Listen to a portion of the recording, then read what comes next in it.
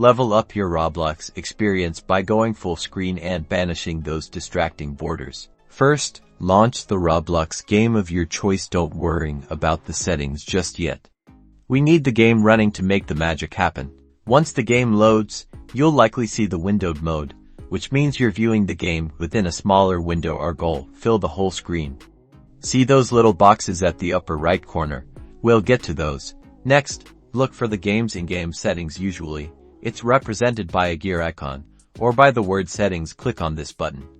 Every game's different, but these options are usually there.